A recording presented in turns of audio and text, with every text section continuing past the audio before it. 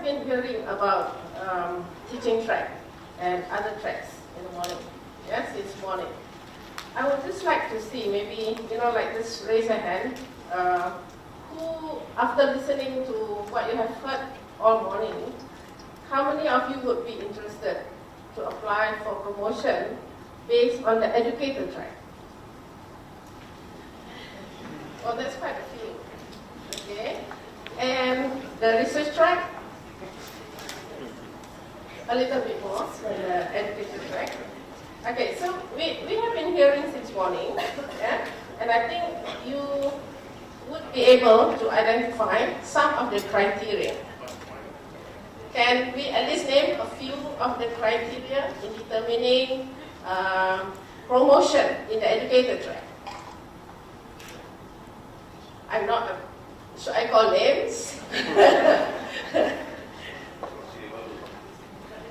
I'm talking about, since you have been hearing from the Orange Book, and Prof. Kamal was also talking about the educator track, and I think Dr. Adrian Lee, yeah, and after that, there are several speakers who have already touched, yeah, on what are the criteria to assess people, staff in promotion in the educator track. Portfolio, but what do you put in a portfolio? Evidences of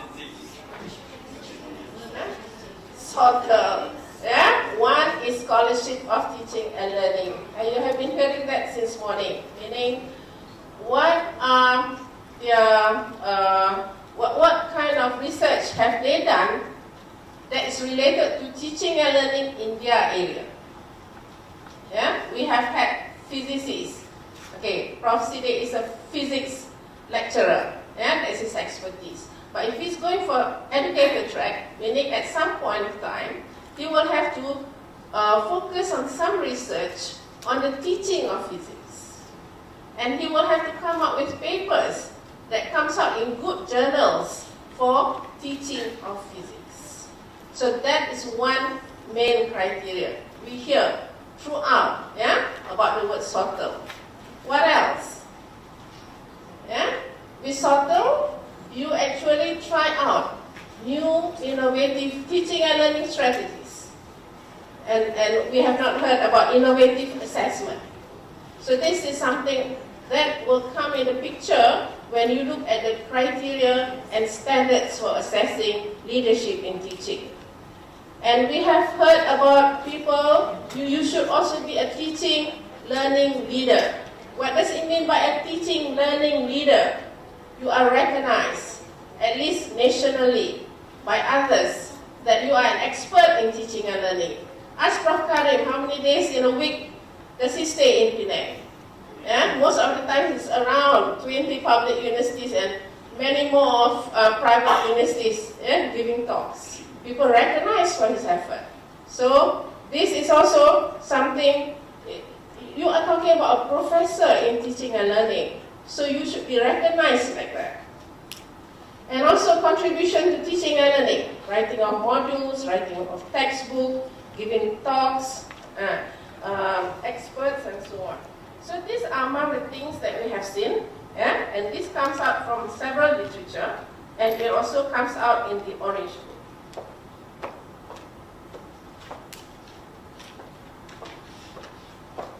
So I would like to share about our research on criteria and standards for assessing leadership in teaching and learning. This is based on the perspective of Malaysian academics.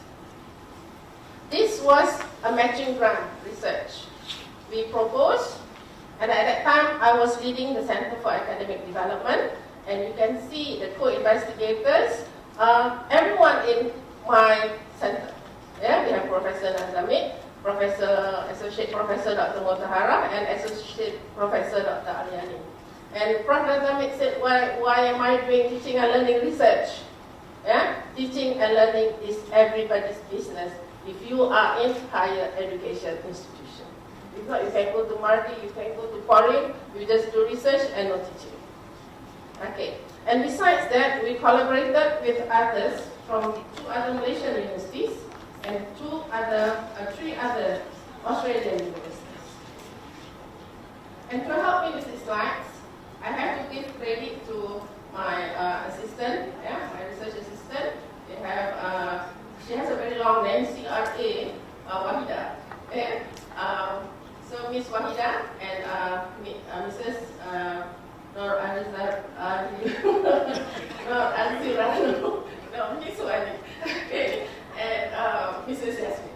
Okay, I've been having some problem with some words this morning, the whole day today.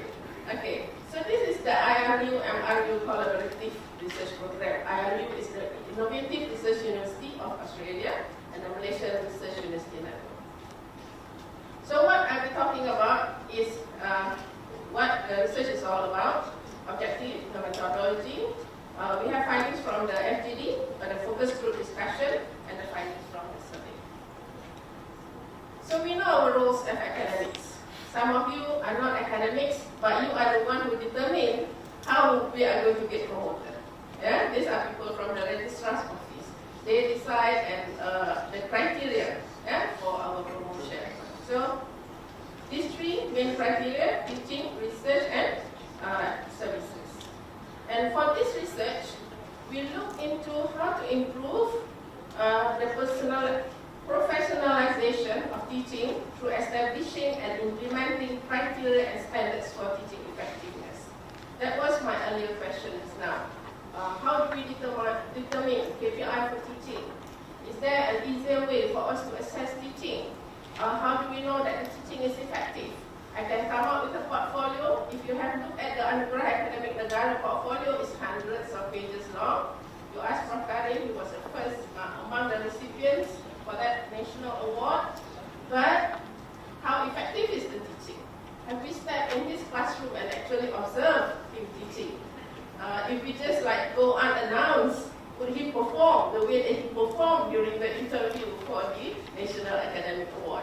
But I'm sure he is. I'm just highlighting, when it comes to teaching effectiveness, is it enough just through the portfolio? And we know that the widespread use of the student surveys. People question. We have the online surveys where students say, how delivery in terms of how we assess, we say in terms of our assessment and so on. So is that enough evidence to show effectiveness of teaching? On a scale of 0 to 5, I think most lecturers, 80%, 90% of lecturers will get more than 4 points. So does it in some way can be used to show or to provide evidence for effectiveness of teaching? And we also want to expand and clarify the evidence used to assess and determine teaching effectiveness. So what are the standards or criteria?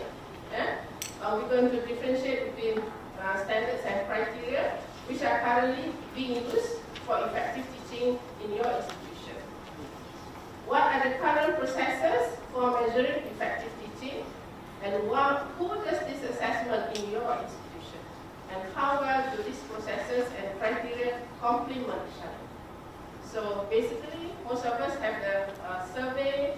Not many of us do peer assessment.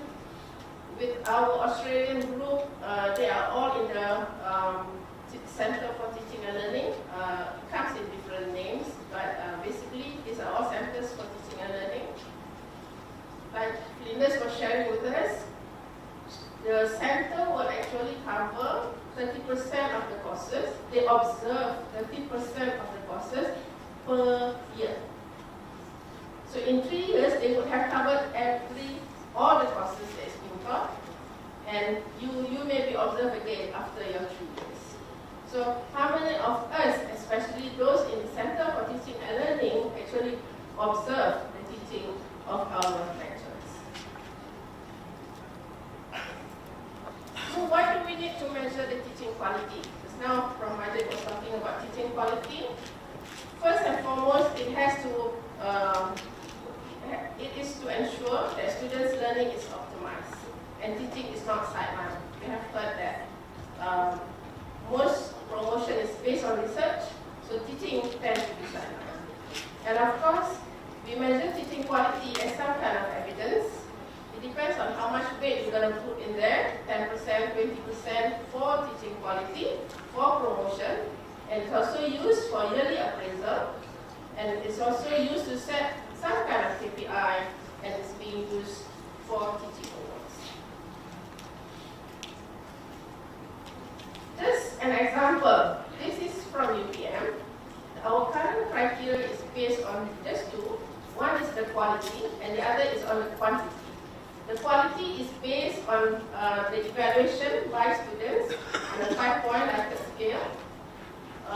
And in terms of how much do they submit or put in files and activities for their online lecture, and also for their course file. So this is how quality is measured. Okay? But does it really determine quality?